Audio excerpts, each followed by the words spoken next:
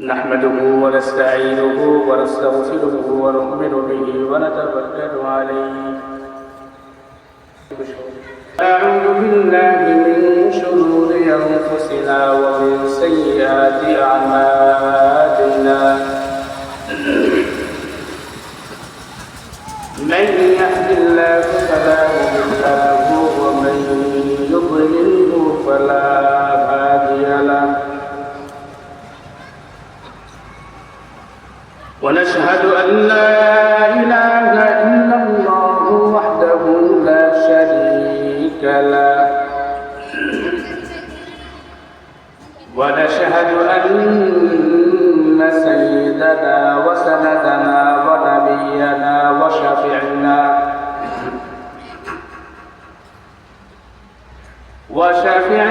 وحبيبنا وطبيب قلوبنا وطبيب قلوب ربنا ومرشدنا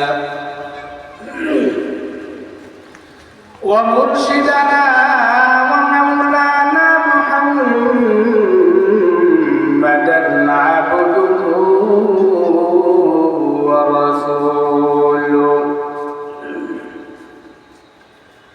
الذي أرسله الله تعالى بالحق بشيرا ونذيرا وداعيا إلى الله بإذنه وسراجا وقمرا منيرا. فقد قال الله تبارك وتعالى في آية القرآن الكريم: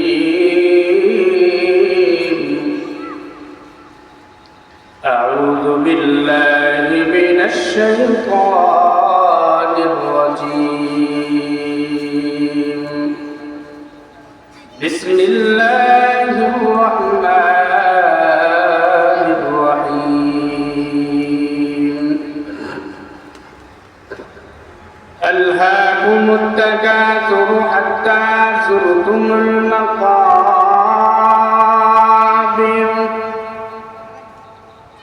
كلا سوف تعلمون ثم كلا سوف تعلمون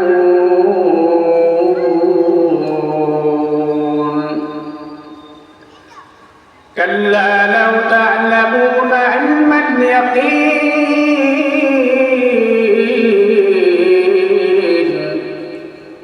لترون الجحيم ثم لترونها عين اليقين ثم لتسألن يومئذ عن النعيم. وعن أبي هريرة رضي الله تعالى عنه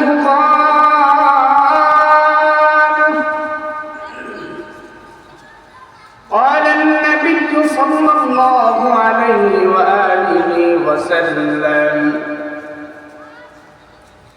أكثروا ذكر هاتم لذات الموت. وقال النبي صلى الله عليه وآله وسلم: القبر روضة من رياض الجنة أو حفرة من حفر النار. وقال تعالى في شأن حبيبه ومحبوبه ومعشوقه مخبرا وآمرا: إن الله وملائكته يصلون على النبي يا أيها الذين آمنوا صلوا عليه وسلموا تسليما. সকলেই মুহাব্বতের সাথে দরুদ ইব্রাহিম পাঠ করি। اللهم صل على محمد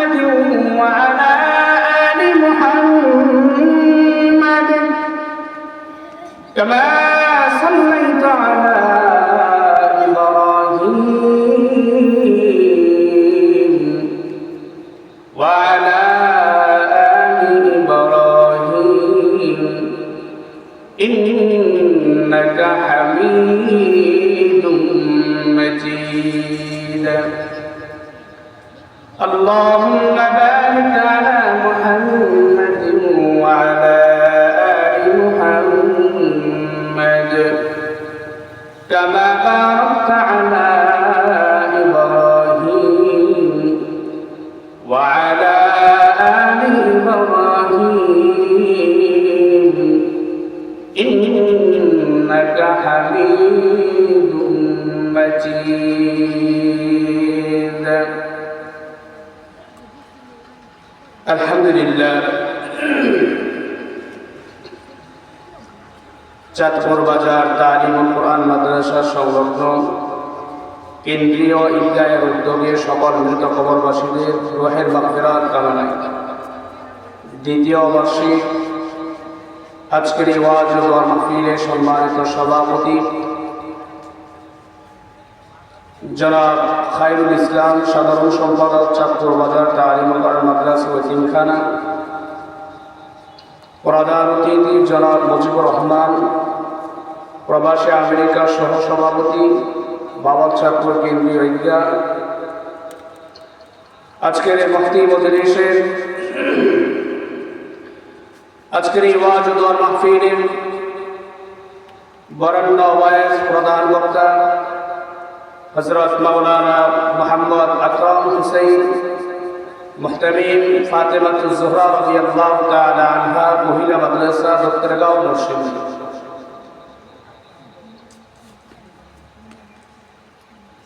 এবং আরো ওয়াজ করিবেন হযরত মাওলানা মুহাম্মদ মাহদি হাসান মামুন ইমাম ও খতিব বাড়িয়ারা শাহীজামে মসজিদ গাজীপুর। আজকের এই মুফতি মজলিসের মহান রব্বুল ইজ্জতের নিকট শুকরগুজার আদায় করি যে মহান রব্বুল ইজ্জত আপনাকে আমাকে সুস্থতার সাথে আজকের এই মুফতি মজলিসে আসা এবং বসা কোরআন হাদিস থেকে কিছু কথা শুনবার উদ্দেশ্যে আল্লাহ পাক রব্বুল ইজ্জত আপনাকে আমাকে সুস্থতার সাথে এরকম একটি মুফতি মজলিসে আসা এবং বসার তৌফিক দান করেছেন। সেই জন্য সে মহান রব্বুল ইজ্জতের নিকট সকলেই অন্তরে অন্তঃস্থল থেকে ঈমানের আওয়াজকে উঁচু করে একবার শুকরগুজার আদায় করি আলহামদুলিল্লাহ। লাখ কোটি দরুদ সালাম সাইয়্যিদুল মুরসালিন ইমামুল মুরসালিন রাহমাতুল লিল আলামিন জনাবে মুহাম্মদুর রাসূলুল্লাহ সাল্লাল্লাহু আলাইহি ওয়াসাল্লামের উপর আল্লাহ পাক রব্বুল ইজ্জত আমাদেরকে অন্যান্য নবীর উম্মত না বানাইয়া সর্বকালের শ্রেষ্ঠ মানব, শ্রেষ্ঠ নবী, শেষ নবী, আখিরি নবী, জিন্দা নবী, হায়াতুন নবী, আমার আপনার প্রিয় হাবিব জনাবে মুহাম্মদুর রাসূলুল্লাহ সাল্লাল্লাহু আলাইহি ওয়াসাল্লামের উম্মত হিসেবে আল্লাহ পাক কবুল মঞ্জুর করেছেন। এজন্য আরেকবার শুকরগুজার আদায় করি আলহামদুলিল্লাহ।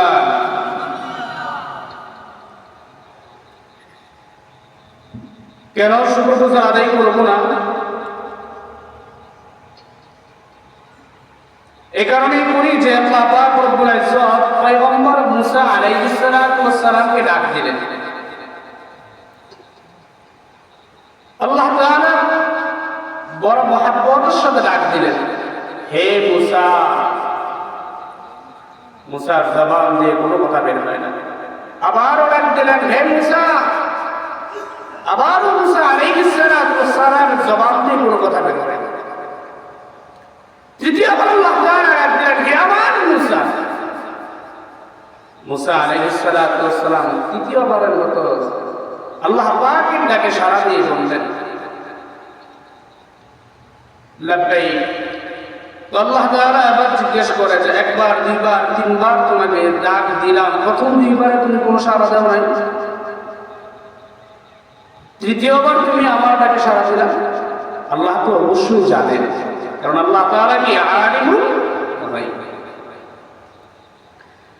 এবার পয়গম্বর মুসা আলাইহিস সালাম বলেন যে হে আল্লাহ, প্রথম দিতে পারেনি, এই কারণেই যে আল্লাহ আপনি আমাকে তৌফিক এনায়েত দান করেন নাই। বলবেন না আল্লাহু আকবার,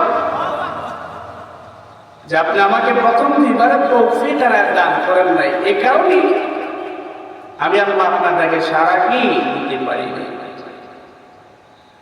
এজন্য আল্লাহ তাআলা আমাদেরকে শেষ নবীর উম্মত হওয়ার তৌফিক দান করেছেন। আবার বলি আলহামদুলিল্লাহ।